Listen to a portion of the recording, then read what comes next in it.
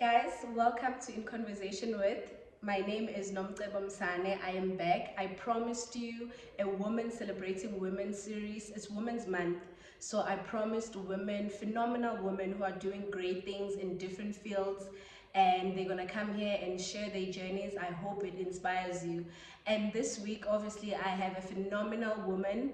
Her name is Gadifele. She is doing amazing things. Help me welcome Gadi. Hey, thank you so much for having me, Nomcebo. Thank you for honoring the invites. I think for me, the most important part and what fulfills the whole conversation is when you answer the call and you say, yes, I'm going to come here. So thank you for that. Khadi is doing amazing things, phenomenal things with her life. The one that stands out for me is she is the founder of Future Leaders. Please tell us, what is Future Leaders? The Future Leaders. So the Future Leaders is an academy where I teach kids from 10 to 17 years old. So I teach them soft skills. So that will be public speaking, leadership skills, communication skills, and that enhances their self-confidence. And it's a 3-month program that when they are there, I don't want them to leave, because when they are out of the program, I miss them so much. I can imagine. Because we build these relationships with them that I end up becoming their mom. Even when I speak to their parents, I'll be saying, how's my son? How's my daughter? So it is a program that I really pride myself in. And what inspired Future Leaders? Where does it come from? So growing up, I was a timid child. I never had self-confidence, and I had dreams, and I wish that there could be someone who would say to me, I can achieve them. But I didn't know how to do it, and I was just living a life whereby I had no goals. I didn't know how to move from one point to another. And fast forward to 2016, when I embarked on my self-development journey, that's when everything changed. And I learned that standing in front of people and delivering a speech, and you give a constructive feedback from that, helps you to be confident, because you already have things that you are good at, and then you have things that you need to polish. So that's what gave me the confidence. And I thought, if I'd learned that skill when I was younger, I could have maybe achieved quite a lot of things. And then I decided that I'm going to be the mentor that I never had. That's how then I started the Future Leaders. The things that I learned, I am now teaching to the future leaders so that they can be confident and they can achieve their dreams at an earlier age. Unlike some of us, I started just doing things after my 30th, and I already had kids, and I was just that nagging wife that didn't know what they wanted out of life. So I don't want the future leaders to be like that. And when you're speaking about Future Leaders, I'm just picturing you. Out of all the things that you could have done, I'm like, okay, oh, she's a speaker. The background, why would she want to teach kids about speaking? Earlier on, I mentioned that you wear many hats. So who is Khadi? What are you about, just besides Future Leaders? So I'm a mom. I am hopefully a loving wife. And you always hope. You never know how they feel. Yeah, so I'm a mom, loving wife. I am an entrepreneur as well, and I consider myself a multi-potentialite. A multi-potentialite is someone with many interests, and they pursue all their interests. So if I am not cleaning people's houses, I teach kids. If I don't teach kids, I cook in the house. If I don't do that, I then do books. I am a published author as well. So I do so many other things. So that's a bit of. I can hear from what you are saying, just like, if I'm not doing this, I'm doing that. And we live in a time where society defines what women should be and what they shouldn't be, what we can and cannot do. And I love how you are just highlighting what you do. You allowed yourself to not be bullied by society into, this is what you should do. A wife does this, a mother does this, an entrepreneur does this. You redefined what your success looks like for you. And obviously I can imagine there was quite some of the challenges that you had to go through. You mentioned cleaning people's houses. Tell us a little bit more about that. So yeah, there were challenges. For me to be comfortable with me, I had to do introspection, and I had to be comfortable with me. So like I mentioned, I've got a cleaning company, I teach kids, I'm a published author. All these things are not related. When you look at them, you're thinking, why can you not do things that bring you the same kind of clients? But with me, when I come to people's houses, like for example, if I come to your house, I come clean your house, we have a conversation, I get to understand who you are. Do you have kids? Do you have nieces? Do you have nephews? And then right there, that's when I pitch the future leaders, right?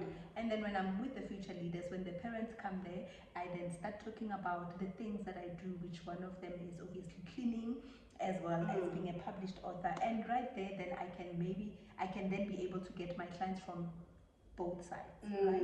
And obviously the parents in future leaders, they are either in relationships, they are married, they get to know that I'm a published author and my book is about finding the secret sauce to a happy relationship. So I teach people on how to be wives and husbands. So everything in there, they all are mixed up and then they all make sense to me. So I decided not to conform to what the society wants. I live my life for me, and I also teach my kids to live their lives for them and not for what is expected of them. Yeah. It's good to have expectations out of someone, but the society that we live in, they've really taken it up a notch. You can't tell someone how to feel and how not to feel, when to feel and when not to feel. Do you feel like the pressures that have been put on women are also one of the reasons why maybe in some parts of our lives we still like struggling? There's a lot of people who'll be saying they're struggling with their in-laws, and it's mostly women who'll be like, oh, my mother-in-law. It's mostly women who are like, oh, my colleagues. So we always have these different aspects of our lives, but we've got conflicts in most of those aspects of our life. Is it the expectations of the society from what you are thinking?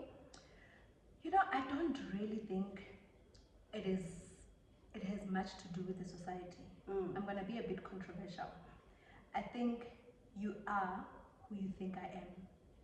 So immediately when I put pressure on you as a society, it's because there is pressure on me that I have put on myself. So I am taking it out on you, right? So immediately that person puts pressure on you, just know that it has nothing to do with you, it has everything to do with them. So they need to introspect. If you are comfortable with who you are, then you're not going to be pressurized. You need to be comfortable with who you are. I love that. And it's so important what you are saying. A lot of times we are easily pressured by people because we are not comfortable with ourselves. Right. Yes. It's always internal. So when someone comes and add on the pressure, you start doubting. Yes. Am I really what I think I am? So basically what you're saying is be comfortable with who you are. Be okay with yourself, so that when all these external factors come in, they just don't get to you. All right. I'm gonna share a story. This is from my book. So my book is about the love. So I interviewed people that were married together they've been together for 10 years plus. And there's one couple that they didn't have a child. For a long time they struggled to have a child. So the husband works, their wife works, and the wife, because they don't have responsibilities, financial responsibilities like people that have kids. So the husband decided one day that, you know what, I'm going to buy my wife a car. And you know what happens? Social media. The wife is excited. Pictures, guys. And guess what Gadifele does? Gadifele goes home and say, baby, other husbands are buying other people. What are you doing? Do you know their financial struggles? Do you know what they do with their money? I have 2 kids. I cannot expect my husband to leave everything and then go buy me a car. So immediately when we start now comparing ourselves with other people, we put ourselves under unnecessary pressure. It's so unnecessary. Like, why would you compare? And the thing is, social media is the worst because nobody posts their losses. Everyone is posting their wins. Maybe she was crying the night before she got that car, and now you go there and you're attracting that pressure into your own marriage. Obviously, it's going to be a disaster. Right. Yeah. So as long as we're not comfortable with who we are, where we are in life, then life becomes not fun. It becomes a challenge. Yeah. You work with young people from the age of 10 to 17. That's such an interesting age. Such an interesting age. And I can imagine the conversations that go on there. What are some of the things that you've learned from this generation, 10 to 17? And what are some of the things that you believe that the program has impacted in them and you are comfortable to say come in the future because they've learned A, B, and C, they're going to be fine in certain fields in their lives? So one of the things I teach them is how to start a business. Oh, that's And amazing. this coming weekend, they will be presenting on their businesses. And I teach them how to think outside the box. To say a business is not something that you have to go get funding for it. A business is something that, for me to give you money, what have you done with your money? I'm not going to risk my money if you haven't risked anything. So now they are thinking outside the box. How can I start? I was even giving them an example of how I started the cleaning company. I started with a bucket, a broom, and a mop, sunlight handy from my house, and then I took someone to go do the cleaning. Sorry, that's how I started. So they also need to think, okay, what is it that I like? What am I going to do? One of them is like, I'm going to be an MC. I'm going to sell myself as an MC. You don't need money to start to be an MC. You just need to look for people, and then you get events, and then that's how you start. So it's just the simple things that we're thinking they're so difficult for them to start. I love that. I can already feel like your kids are going to be doing amazing things. I'm a parent. Why should I bring my child to Future Leaders Academy? Our kids are going through the most. Yeah. Our kids are going through the most. Besides teaching them and helping them gain confidence, we have a safe space for them. Like the things that they chat to us about is deep. Like 10 to 17, some of them obviously are dating, they're having dating challenges, and they are not comfortable speaking to their parents. So we give them that space to come and say, come speak to us, we are here to guide and advise you. That's one aspect. The other aspect is that our kids have voices.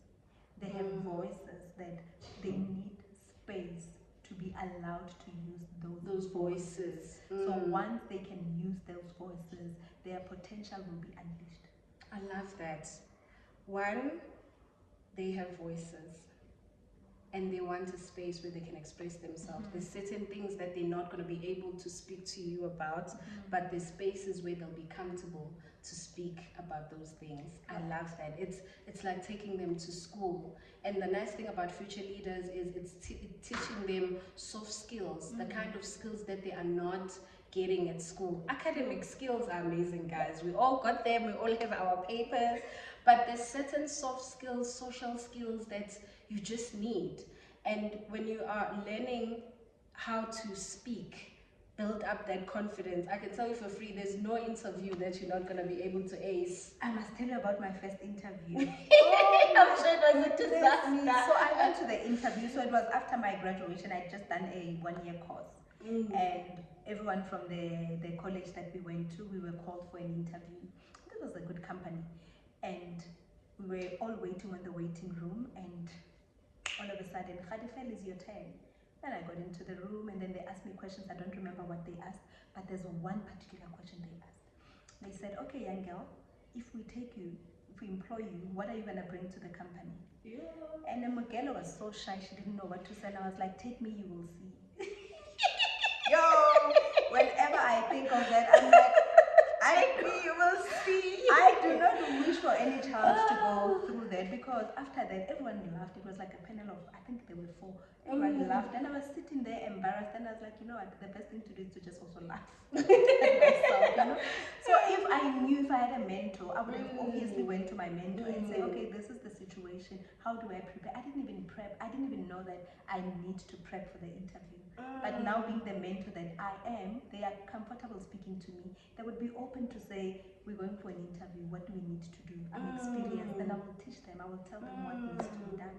I love what you do, the work that you do, because you are the things that you never had. You are putting in yourself in a position where you are giving that to other people, the younger generation, so that they don't fall into the same traps that we fell in. We're not just here to just build ourselves and have great lives. What are you doing for the next generation that's gonna come after you? That is so amazing. I'm also thinking, I'll probably be further in life if I had, that mentor, that guidance. And I love what you said earlier on, be the mentor that you never had. I love that slogan. I'm going to carry it into my spirit. I hope you're going to join me being that mentor. I also teach my kids to be mentors and mentees. So for each meeting, there will be a president who becomes an MC. The next meeting, we nominate another one. So the one who was the president previously then mentors this other one. So they learn how to mentor already at a young age, so that at least they can also be ready for to mentor other people. That It's is- growing. We are going Yeah. into generations and generations. It's Women's Month. We're celebrating women, and in our society that happens once. Only just the month of August, but being a woman, it doesn't start only in August or end in August. It's a full day, every day situation. The amount of challenges that women face in our society, they beyond everything. Would you regret? Would you choose actually? Would you choose differently if you were given an option either to be a woman or not? Hey, imagine when me having the you guys. Like, no, I would never choose anything else. This is perfect. I'm happy with what I'm given. Why? Yeah. Because as a woman, okay, I think also it happens for men, but in my life, I prefer being a woman because I'm a nurturer. I love nurturing. That is, I think, the gift that I have. I don't think if I was a man, I would be nurturing. When we were talking the other day with my husband and the kids, my daughter was like, Papa, you don't have emotions, you know? Like when I speak to you, you don't feel like, you know? So I don't want to be like a man, because men are hardcore. Now I want to cry with the kids. Like, you know, when they say things, I love crying. I enjoy crying, tears of joy. So I would choose being a woman any day, any time, any year. I love that. I really love that, because also when I was thinking about this question, I was like, as much as we have so many challenges that we're dealing with as women, I'll still pick to be a woman. Right. There's so much goodness that comes with us, as you've mentioned, being a nurturer, and we are multi-talented. We can wear multiple hats. Since this conversation started, you've mentioned so many things that you are doing, and that for me, I believe, is a superpower that women have. We can be cooking while we are doing something else. There's kids there. God gave us that gift where we are just able to do more than one thing at a time. Even though society has gone out of its way to make sure that we feel like there's something wrong with us, we are inferior, but truly, if it goes back to what we were saying earlier on, if you know that this is you, you're okay with yourself, you're happy with the person that you are. And earlier on, you mentioned one of the things that you did was self-development. You've gone through your self-development phase. You know you're okay with who you are. Whatever challenge you face. No, it's like I'm still working on it. You need to be okay with it. Own it. I'm okay with it, but I'm still working on it. I love everything about being a woman with the challenges that comes with it. You know what I love about us as well is that we talk. Yeah. We don't bottle things. With men, they go through things and they keep them inside. And it kills them. I always say, in my family, I have more grandmothers than the grandfathers. I think it's for obvious reasons. Yes, you yes, know? yes. Because they don't talk, they keep things. Women, we are free to talk. Yes, we can judge each other sometimes, but the fact that you can let it out. That for me is amazing. I love that. More grandmother. I should actually check in my family. Yeah, there's more women than men, I can tell you for sure. So yeah, we live longer, guys. We live longer because we speak. Yeah. It's very important. We don't keep in. We don't keep anything in. Women's Month is gonna come and pass. What are the words that you want women to just always remember? Whether it's Women's Month, whether they're being celebrated, whether they're being celebrated at work, at a home, whatever space that they are in, even if they're not being celebrated, what is that? Those words that you like, you know what? In all of it, remember. I want to say this looking at you because I want to see your reaction. The words are, women, one day we are gonna die, right? We are going to die. So there's a book that I love, The 7 Habits of Highly Effective People. I love habit number 2, where it talks about begin with the end in mind. The end in mind for me is when you guys post my pictures on social media and say rest in peace. What is going to follow that? What should follow that in my wish is what a great leader she was. She was really a mentor to these kids.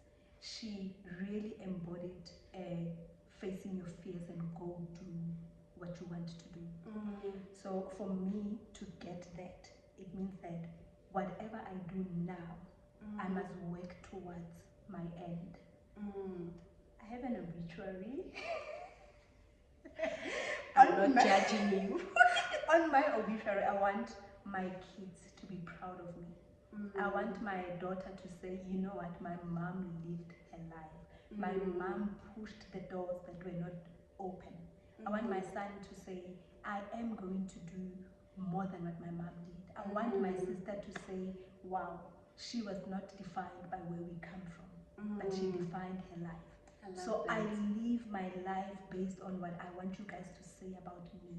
So to women, what is it that you want to achieve out of this life? Start with the end in mind. Whatever your end is. You can be scared of dying, but Salah, you guys, we're gonna die. So it's gonna happen. It's gonna happen. Just rather embrace it. And there's another book that I love as well. When I do my talks, I talk about these two books.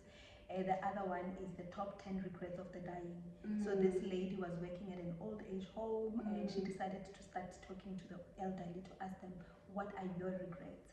And top 5 of them, I'm going to just mention one that actually comes to my mind at this moment is I lived my life trying to please other people and didn't enjoy life. Now you're regretting that I could have done so many other things instead of pleasing other people. So whatever you do, just remember that you're going to die. So rather be happy instead of wanting to please others. Because we are busy with our lives, and then when are you wondering, oh, are they thinking of? We don't think of you. No, we are guys, busy. we really just do you, be you. You know. And you serve us more when you are being you and doing you, like you truly there. Those are the things that we're gonna remember more than anything. Funny thing is, today at work we had a mindfulness class. We spoke about the second book that you were talking about, the lady who was visiting, the regrets of the dead. And the fact that it's coming up again now in our conversation, I'm like, okay, truly, there's a very big message around this book. You do not want to bow down, live this life, leave it with so many regrets. Now you're sitting there, you're like, oh, if only, but now it doesn't apply. One of the things that we mentioned in the class was that it's not only the regrets of the dead, there's people who are alive with all those very same regrets. So live your life to the fullest. Whether it's Women's Month, it's no longer Women's Month, remember to live your life to the fullest. Remember to be you as much as you can. Wear as many hats as you can. She is the definition of you can do anything and everything that you are thinking about. So this message for you guys from her and me: be yourself, do you, do everything that you think you are capable of doing, because there's gonna come a time when you are no longer there. And what is it that you want to leave behind? What a powerful message. Be Nike. Just do it. Just do it. Don't stop thinking about it. Oh, and the thing is, the more you overthink it, the more reasons come up. Just do it. Nike, I'm not promoting Nike, but just do it. It helps. Khadi, thank you so much for taking the time to sit down with me. Thank you so much for sharing the impact that you have shared.